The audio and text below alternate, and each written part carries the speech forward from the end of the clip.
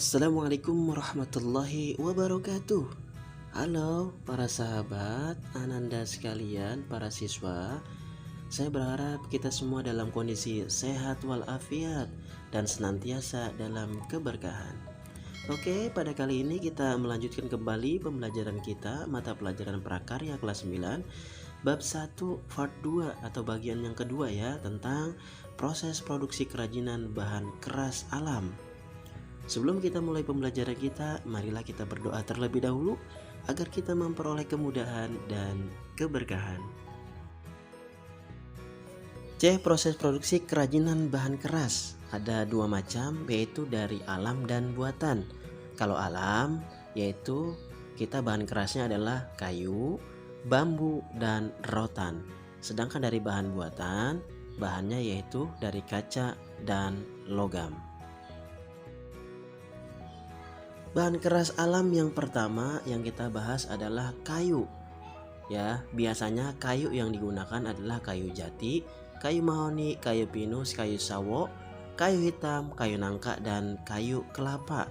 Tentunya kayu-kayu tersebut memiliki kekuatan tersendiri ya, sehingga dipilih untuk pembuatan kerajinan dari bahan keras alam kayu.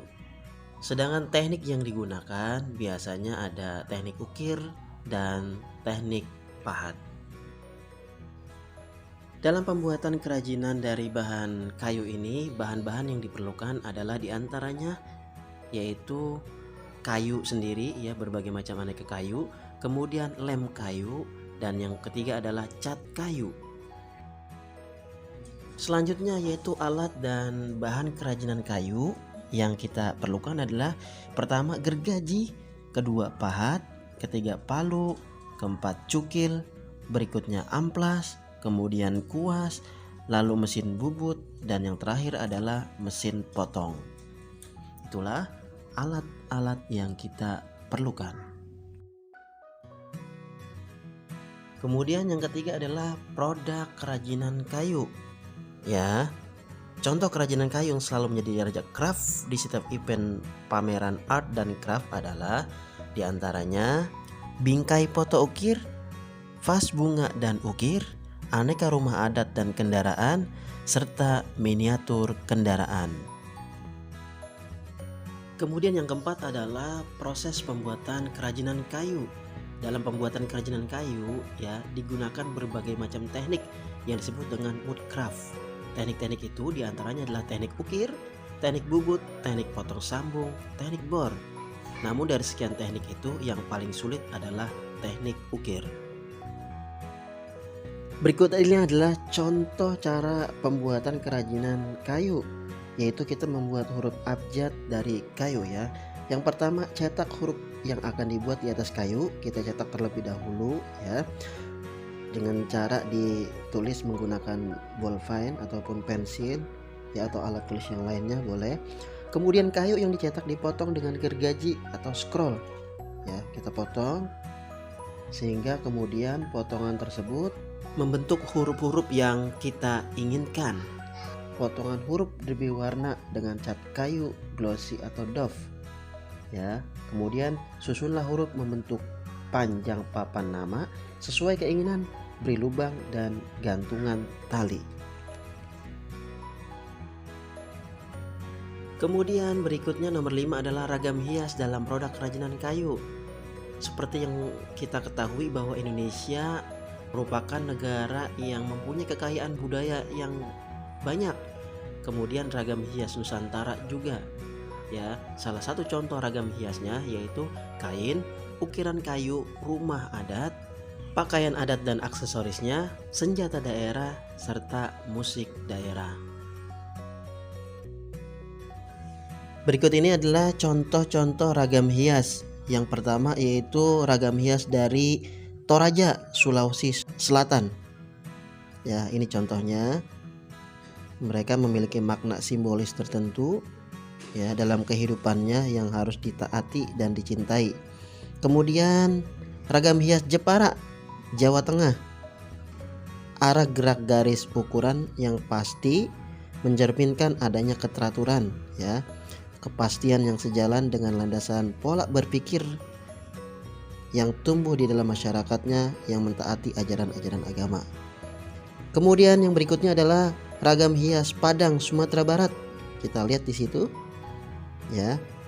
Ungkapan pepatah Minangkabau, alam takambang jadi guru, bahwa alam memiliki makna yang mendalam dengan segala bentuk sifat serta segala yang terjadi di dalamnya, merupakan sesuatu yang dapat dijadikan sebagai pedoman ajaran dan guru. Kemudian berikutnya adalah ragam hias dari Papua ya. Contohnya ini seperti itu. Bagi penduduk asli suku Asmat, bahwa seni ukir kayu lebih merupakan sebuah perwujudan dari cara mereka dalam melakukan ritual untuk mengenang arwah para leluhurnya yang selalu berjuang dalam kehidupan yang akan membawanya ke alam kematian. Oke, selanjutnya kita lanjutkan ke B, yaitu kerajinan bambu. Sejak dahulu dibudidayakan di Indonesia pohon bambunya ya, di India dan Bangladesh. Istilah lain dari bambu itu yaitu bulu, aur, dan eru. Sedangkan bahasa Makassar bahwa bambu disebut bulo ya.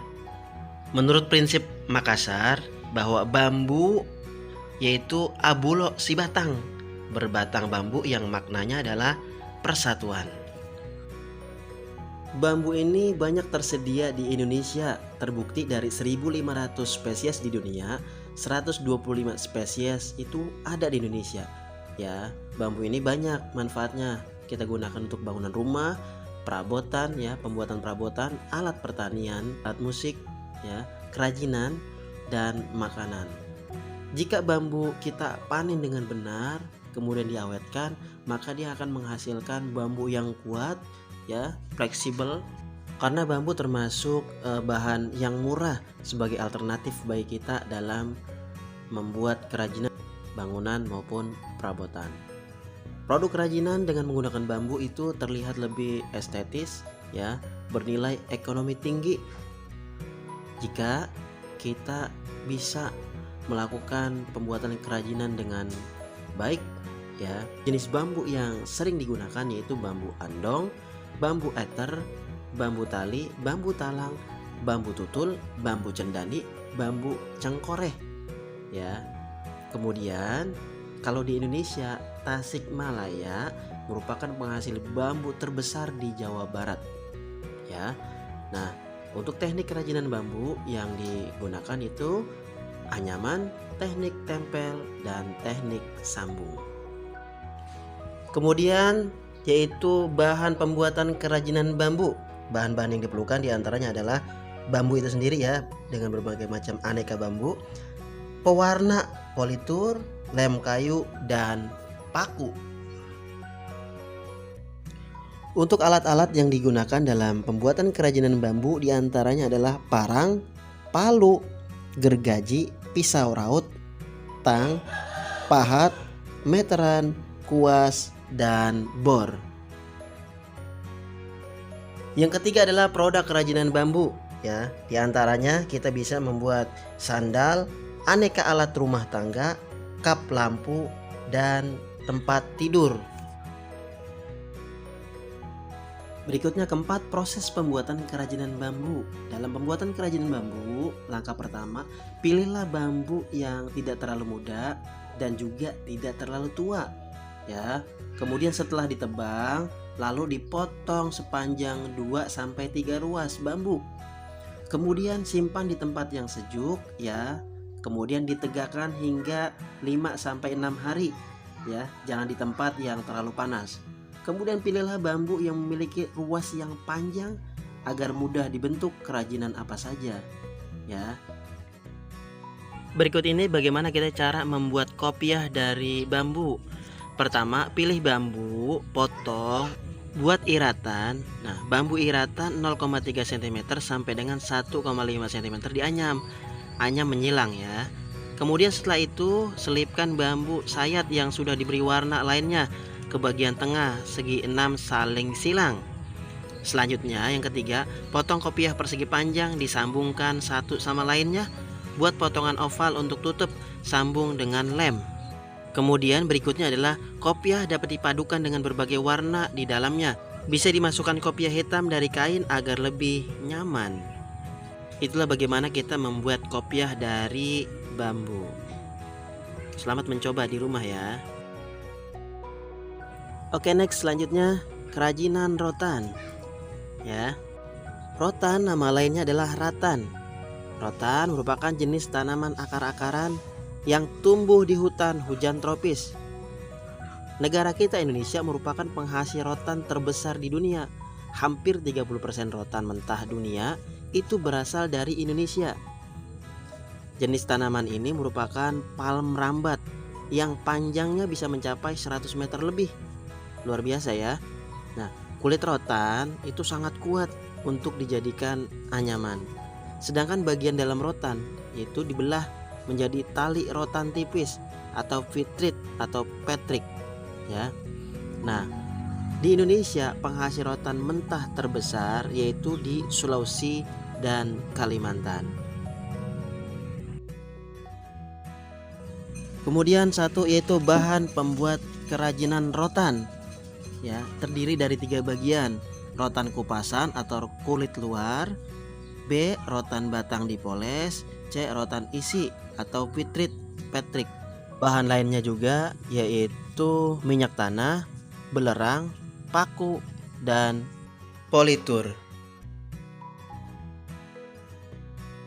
Berikutnya adalah alat pembuatan kerajinan rotan, yaitu bor meja, gunting rotan, palu, papan penekuk, amplas, gergaji, kompor, dan kuas. Yang ketiga adalah produk kerajinan dari rotan, di antaranya yaitu hiasan gerobak beca, aneka tas Kalimantan, tas rotan masa kini, aneka kebutuhan rumah tangga. Selanjutnya yang keempat adalah proses kerajinan rotan. Ya, bersihkan pelepah rotan dari duri-durinya ya. Kemudian rotan diawetkan agar terlindung dari jamur blue stain ya. Untuk 2 proses pengolahan bahan baku rotan, yang pertama adalah pemasakan dengan minyak tanah ya. Kalau rotan yang ukuran sedang atau besar itu dipanaskan ya. Kemudian pengasapan dengan belerang kalau itu dengan rotan kecil. Jadi kalau rotan besar itu dipanaskan dengan menggunakan minyak tanah, sedangkan rotan kecil diasapkan dengan belerang ya. Yang kedua, proses kedua adalah diolah menjadi berbagai macam bahan baku seperti pel, kupasan, polis, dan fitrit. Itulah proses-proses dalam kerajinan rotan. Berikut ini adalah contoh proses pembuatan kerajinan rotan, yaitu kita membuat kursi ya. Pertama, rotan di steam dengan pemanas selama 1-2 jam, lalu rotan dilengkungkan dengan catok ya. Kemudian yang kedua, rotan disusun dibentuk rangka kursi. Yang ketiga, rotan dianyam mengikuti bentuk rangka ya, ikuti bentuk rangka yang tadi dibentuk. Kemudian yang terakhir adalah rotan disusun dibentuk rangka kursi. Ya para sahabat sekalian, para ananda, siswa semuanya, selesailah sudah pembelajaran kita bab 1 part 2 proses produksi kerajinan bahan keras alam. Selanjutnya nanti kita akan membahas mengenai proses produksi kerajinan bahan keras buatan. Semoga bermanfaat. Sebelumnya terima kasih. Wassalamualaikum warahmatullahi wabarakatuh.